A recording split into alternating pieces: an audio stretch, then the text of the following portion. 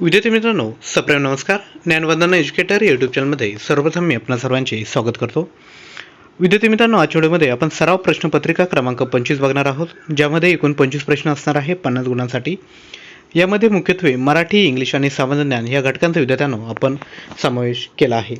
विद्यार्थ्यांनो, व्हिडिओ सुरुवातीपासून शेवटपर्यंत अगदी मन लावून बघायचा आहे. ज्याही गोष्टी इम्पॉर्टंट वाटतील त्या लगेचच नोटबुकमध्ये नोट डाऊन करून घ्यायच्या आहेत. आणि विद्यार्थ्यांनो, प्रश्न विचारल्यानंतर आपल्याकडे थोडा वेळ असेल. या वेळेमध्ये विद्यार्थ्यांनो आपण प्रश्नाचं उत्तर गेस करायचं आहे. लक्षात घ्या, ही एक्झरसाइज जर केली तर नक्कीच हे प्रश्न लक्षात राहण्यासाठी तुम्हाला हेल्पफुल ठरतील. तर विद्यार्थ्यांनो, व्हिडिओला सुरुवात करूयात. व्हिडिओतील सर्वात पहिला प्रश्न आहे, कोणत्या नदीस दक्षिण भारताची गंगा म्हणतात? आपले ऑप्शन आहेत कृष्णा, भीमा, वैनगंगा की गोदावरी. विद्यार्थ्यांनो, अंदाज व्यक्त करायचा आहे. अगदी सोपा प्रश्न आहे आणि खूप साऱ्या एक्झाममध्ये हा प्रश्न ऑलरेडी विचारण्यात आला आहे. तर लक्षात घ्या, ऑप्शन क्रमांक ड, गोदावरी नदीस दक्षिण भारताची गंगा असे म्हणतात. त्यानंतर क्वेश्चन क्रमांक 2, कोणत्या जिल्ह्यास ज्वारीचे कोठार म्हणतात? आपले ऑप्शन आहेत सोलापूर, सातारा, अहमदनगर की बीड. विद्यार्थ्यांनो, भूगोल टॉपिकमधील हे प्रश्न आहे. आपण अंदाज व्यक्त करा. तर लक्षात घ्या, ऑप्शन क्रमांक अ, सोलापूर जिल्ह्यास ज्वारीचे कोठार असे म्हटले जाते. त्यानंतर क्वेश्चन क्रमांक 3, डेक्कन क्वीन ही रेल्वे खालीलपैकी कोणत्या मार्गावर धावते? आपले ऑप्शन आहेत पुणे ते नाशिक, पुणे ते नागपूर, पुणे ते मुंबई की पुणे ते कोल्हापूर. विद्यार्थ्यांनो, अंदाज व्यक्त करायचा आहे.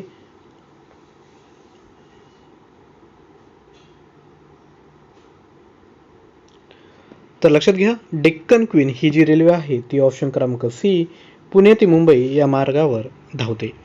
त्यानंतर क्वेश्चन क्रमांक 4, मुंबई शहरास पाणीपुरवठा करणारी तानसा व वैतरणा हे जलाशय कोणत्या जिल्ह्यामध्ये आहे? आपले ऑप्शन आहेत रत्नागिरी, ठाणे, रायगड की मुंबई शहर.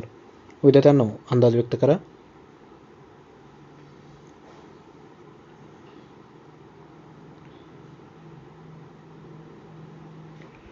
तर लक्षात घ्या, मुंबई शहरास पाणीपुरवठा करणारे तानसा व वैतरणा हे जलाशय ऑप्शन क्रमांक ब, ठाणे जिल्ह्यामध्ये आहे. त्यानंतर क्वेश्चन क्रमांक 5, खालील नमूद केलेली कोणती नदी पश्चिम वाहिनी आहे? आपले ऑप्शन आहेत तापी, गोदावरी, कृष्णा की वैनगंगा.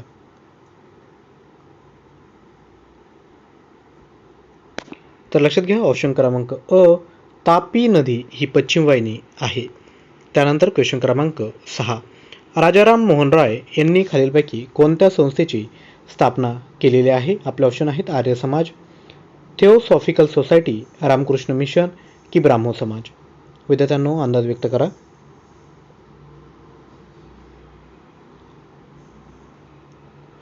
तर लक्षात घ्या, राजा राममोहन रॉय यांनी खालीलपैकी ऑप्शन क्रमांक ड, ब्राह्मो समाज या संस्थेची स्थापना केलेली आहे.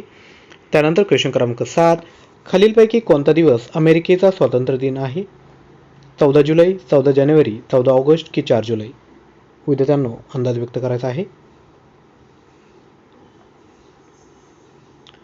तर लक्षात घ्या, ऑप्शन क्रमांक ड, 4 जुलै हा दिवस अमेरिकेचा स्वातंत्र्य दिन आहे. त्यानंतर क्वेश्चन क्रमांक 8, महात्मा गांधींनी भारतात पहिला सत्याग्रह कोणत्या वर्षी केला होता? आपले ऑप्शन आहेत 1915, 1916, 1917 की 1918. विद्यार्थ्यांनो, अंदाज व्यक्त करायचा आहे.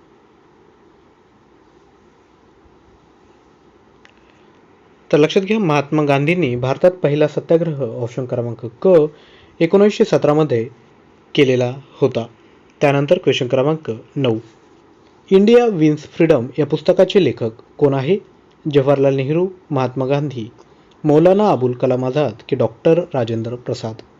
विद्यार्थ्यांनो, अंदाज व्यक्त करायचा आहे. तर लक्षात घ्या, इंडिया विन्स फ्रीडम या पुस्तकाचे लेखक आहेत ऑप्शन क्रमांक क, मौलाना अबुल कलाम आझाद.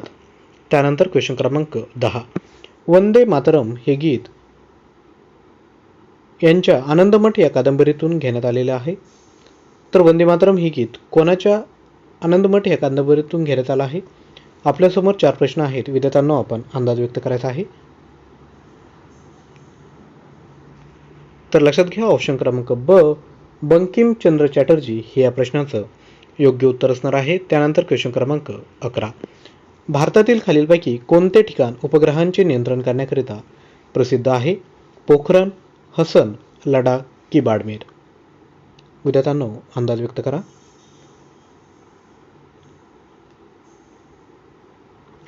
तर लक्षात घ्या ऑप्शन क्रमांक ब हसन, जे कर्नाटकमध्ये आहे, हे ठिकाण उपग्रहांचे नियंत्रण करण्यासाठी प्रसिद्ध आहे.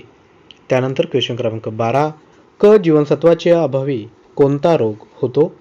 रात आंधळेपणा, मुडदूस, बिरीबिरी, किसकठी?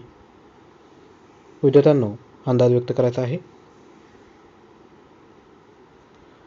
तर लक्षात घ्या ऑप्शन क्रमांक ड स्कर्वी, क जीवनसत्वाच्या अभावामुळे स्कर्वी हा रोग विद्यार्थ्यांनो होतो. त्यानंतर क्वेश्चन क्रमांक 13 खालीलपैकी कोणता रोग संसर्गजन्य नाही? 4 ऑप्शन आहेत विद्यार्थ्यांनो अंदाज व्यक्त करा. अगदी सोपा प्रश्न आहे. तर लक्षात घ्या ऑप्शन क्रमांक अ मधुमेह म्हणजेच डायबिटीज हा रोग संसर्गजन्य नाही. त्यानंतर क्वेश्चन क्रमांक 14 सजीवांच्या आंतररचनेचा अभ्यास करणारे शास्त्र म्हणजे काय? विद्यार्थ्यांनो 4 ऑप्शन आहेत, आपण अंदाज व्यक्त करायचा आहे.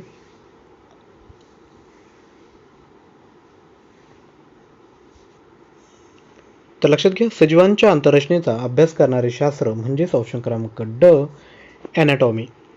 त्यानंतर क्वेश्चन क्रमांक 15 खालीलपैकी चुकीचे वाक्य ओळखा. अनुक्रमांक म्हणजेच अणूतील प्रोटॉन्सची संख्या. अनुक्रमांक हा नेहमी पूर्णांकात असतो. अणुवस्तुमानांक म्हणजेच अणूतील न्यूट्रॉन्सची संख्या. अणुवस्तू क्रमांक नेहमी पूर्णांकात असतो. विद्यार्थ्यांनो अंदाज व्यक्त करा. तर लक्षात घ्या ऑप्शन क्रमांक सी अणुवस्तुमानांक म्हणजे अणूतील न्यूट्रॉनची संख्या हे विधान विद्यार्थ्यांनो चुकीचं आहे. त्यानंतर क्वेश्चन क्रमांक 16 बघूयात. मी आंबा खातो याचा काळ ओळखायचा आहे. विद्यार्थ्यांनो 4 ऑप्शन आहेत, आपण अंदाज व्यक्त करू शकता.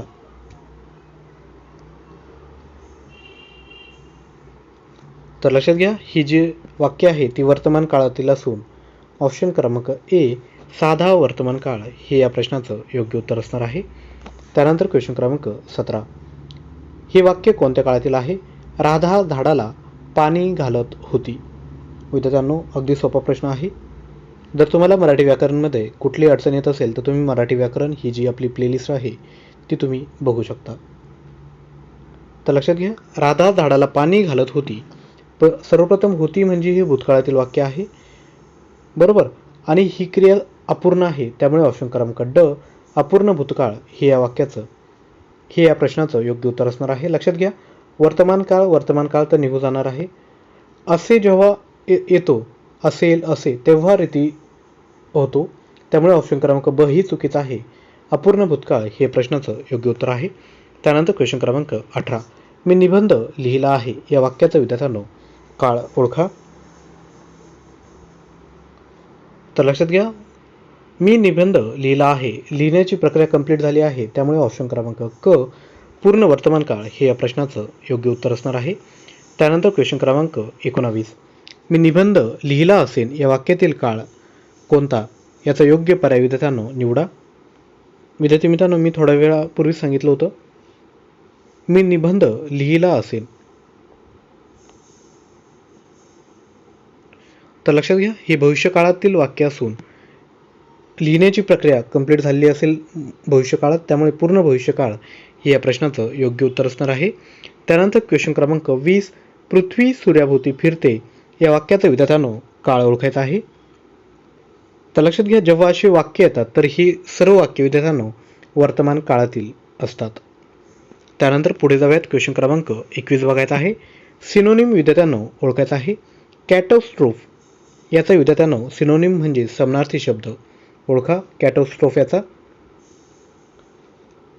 तर लक्षात घ्या ऑप्शन क्रमांक बी ट्रॅजेडी हे या प्रश्नाचं योग्य उत्तर असणार आहे.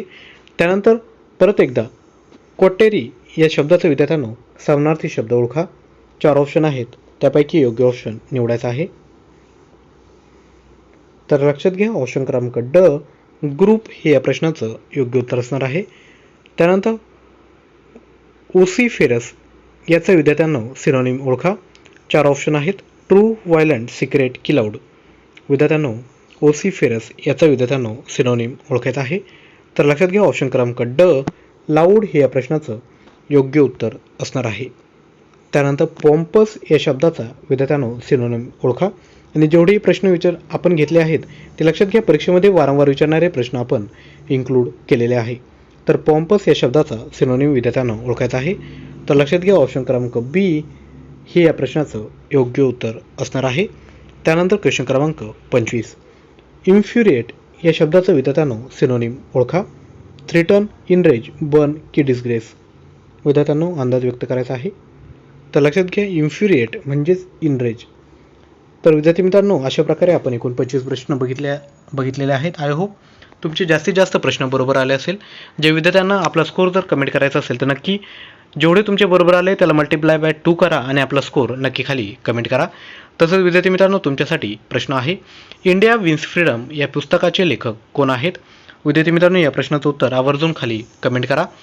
तसंच जर विद्यार्थी मित्रांनो जर तुम्हाला आमचे एफर्ट जर आवडत असतील तर कृपया विद्यार्थ्यांनो काय करायचं आहे, व्हिडिओला लाईक करायचा आहे. तसेच आपले जेवढेही मित्रमैत्रिणी आहेत त्यांपर्यंत हा जो व्हिडिओ आहे तो नक्की शेअर करायचा आहे. चॅनलवर नवीन असाल तर चॅनलला सबस्क्राईबही करायचं आहे. तसंच जर तुम्हाला चालू घडामोडींचा जर सराव करायचा असेल तर तुम्ही करंट अफेअर्स मराठी हे जे आपलं टेलिग्राम चॅनल आहे त्यालाही तुम्ही जॉईन करू शकतात. आणि विद्यार्थी मित्रांनो जर तुम्हाला एखाद्या टॉपिकवर व्हिडिओ हवा असेल तर नक्की खाली कमेंट करा. त्या टॉपिकवर व्हिडिओ बनवण्याचा मी नक्कीच विद्यार्थ्यांनो प्रयत्न करणार आहे. तसेच स्पर्धा परीक्षांचा अभ्यास करताना स्वतःवर विश्वास ठेवा, प्रामाणिकपणे प्रयत्न करत राहा. लक्षात घ्या तुम्हाला यश नक्कीच भेटेल. तर विद्यार्थी मित्रांनो आजचा व्हिडिओ आपण इथेच थांबवतोय. नवीन व्हिडिओमध्ये लवकरच भेटणार आहोत. तोपर्यंत थँक्यू.